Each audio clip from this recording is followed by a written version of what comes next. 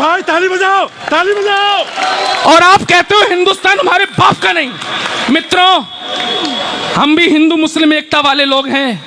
हम भी कहते हैं कि अजानें मुस्कुराती हैं भजन की बागवानी में, बटन रामू लगाता है रफी की शेरवानी में, रजा की ईद पर राजीव सिवई खूब खाता है, मदीना मुस्कुराता है यहाँ गंगा के पानी में।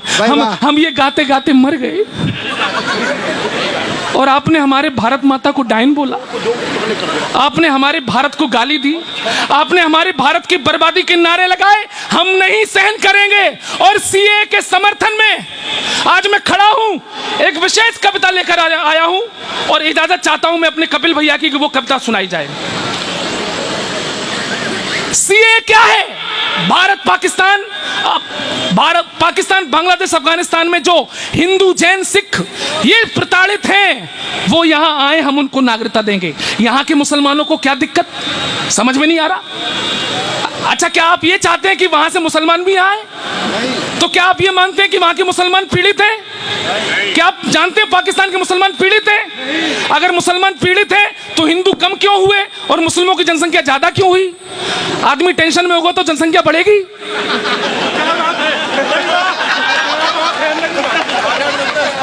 ताली बजाओ, समझ में आया तो।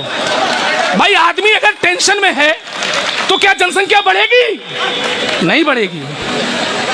मित्रों, मेरे देश के मुसलमानों, तुम्हारे हाथ जोड़ता हूं, हम भी तुम्हारे भाई हैं। हमने तुम्हें गले लगाया था 47 के बाद। कम से कम हमारे हिंदू भाई जो यहां आना चाहते हैं उनके लिए रास्ता बंद मत करो। और तुम किन्हें बुलाना चाहते हो? रोहिंग्याओं को?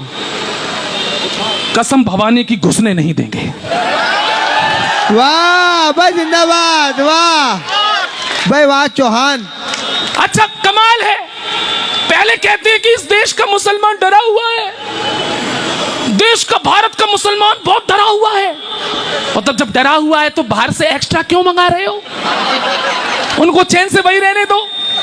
और तुमको अगर जबरदस्ती डर लगी रहा है तो हनुमान चालीसा पढ़ो। वाह। अब कविता सुनिए, मैं 2 मिनट लूंगा।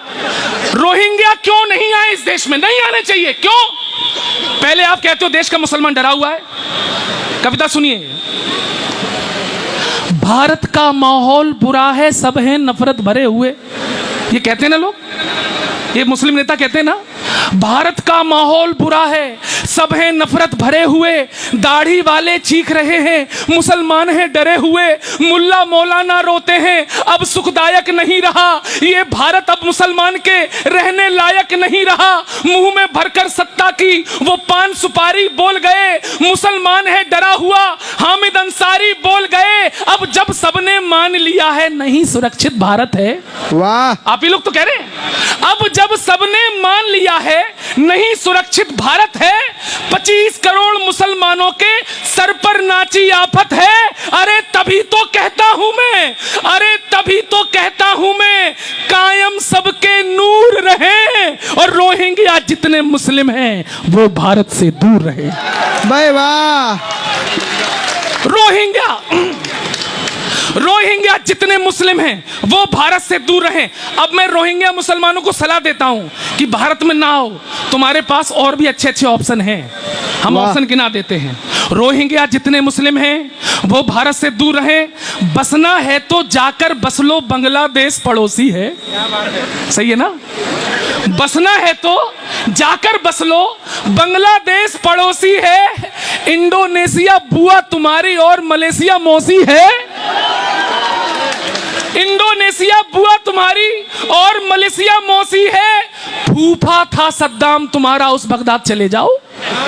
भाई वाह, फूफा का जवाब नहीं है। फूफा था सद्दाम तुम्हारा, उस बगदाद चले जाओ, या फिर बगल सीरिया में करने जिहाद चले जाओ, या फिर बगल, तालियां अगली पंक्ति पर बजाना समझ में आए तो, या फिर बगल सीरिया में करने जिहाद चले जाओ। हज के खाली टेंट पड़े हैं उनमें जाकर पिल जाओ। वाह वाह। खाली पड़े रहते साल भर, हज के खाली टेंट पड़े हैं, उनमें जाकर पिल जाओ या अफगानिस्तान पहुंचकर तालिबान से मिल जाओ। अगर शिया से दिक्कत ना हो, एक हाथ खामोश ना रहे, अगर शिया से, सुनो रोहिंग्याओं, अगर शिया से दिक्कत ना हो तो ईरान चले जाओ, और कहीं भी जगह मिले ना पाकिस्तान चले। भाई वाह, भाई वाह। भाई हिंदुस्तान तुम्हारे लिए सुरक्षित नहीं, तुम्हारे नेता कहते हैं अगर शिया से दिक्कत ना हो तो ईरान चले जाओ, अगर कहीं ना जगह मिले तो पाकिस्तान चले जाओ। लेकिन भारत में बसने का ख्वाब देखना बंद करो, राशन कार्ड ना बनने देंगे, जाकर कहीं प्रबंध करो। 47 की फिर से तालियां मांगता हूं। यहां के कौन है भाई साहब? आप लोग क्या दक्षिण भारत के वामपंथी लोग हैं? तालियां उठें। 47 की भूलों को, 47 की भूलों को साकार नहीं बनने देंगे। वोटर कार्ड भूल जाओ, आधार नहीं